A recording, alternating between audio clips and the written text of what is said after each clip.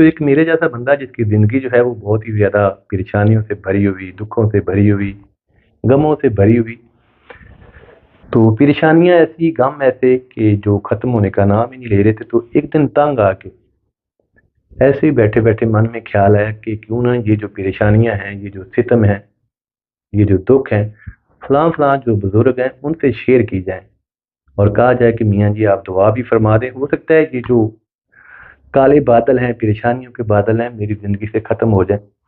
اور اسی غرض سے صبح صبح وہ بندہ اٹھا، نماز ادا کی اور سیدھا اس بزرگ کے پاس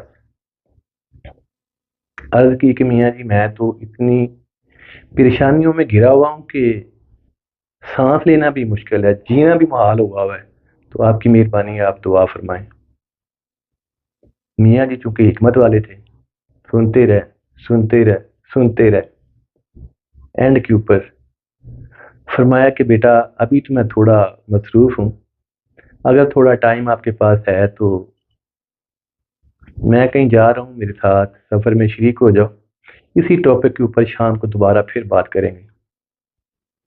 وہ جو بندہ ہے اس نے ہمیں بات دی کہ ٹھیک ہے میاں جی جو آپ کا حکم۔ تو میاں جی نے ایک اس کو گٹھڑی دی، ایک تھیلا نما ایک گٹھڑی دی جس کے اندر 4 پتھر تھے، بڑے بڑے 4 پتھر۔ اب اس بندے نے یوں اس تھیلے کو اپنے کندھے پہ رکھا، میاں جی کے ساتھ شریک سفر چلتا جا رہا ہے، چلتا جا رہا ہے، چلتا جا رہا ہے۔ سفر ابھی 1/4 یعنی کہ سفر کا چوتھا حصہ جو ہے وہ ابھی مکمل نہیں ہوا تھا، تو بندے کی بس ہو گئی کہ میاں جی بس ہن میں تھک گیا، یہ جو وزن ہے بہت زیادہ ہے۔ میاں جی نے کیا کیا کہ اس تھیلے میں سے ایک پتھر جو ہے وہ کم کر دیا، چونکہ اس کے اندر 4 پتھر تھے، ایک پتھر کم کر دیا اور پھر چلنے کے لیے کہا۔ اسی بندے نے دوبارہ پھر وہی تھیلا اپنے کندھے پہ رکھا اور پھر شریک سفر۔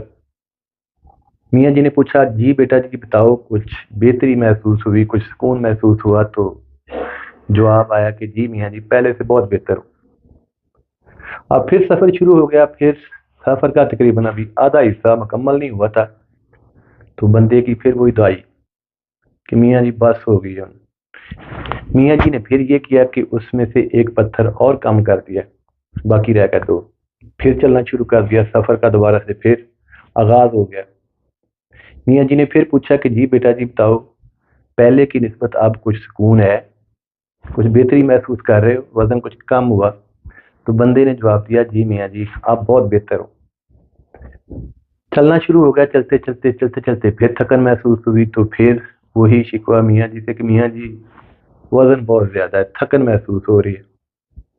میاں جی نے ایک پتھر اور کم کر دیا، پھر یہی جواب کہ میاں جی آپ بہتر ہو۔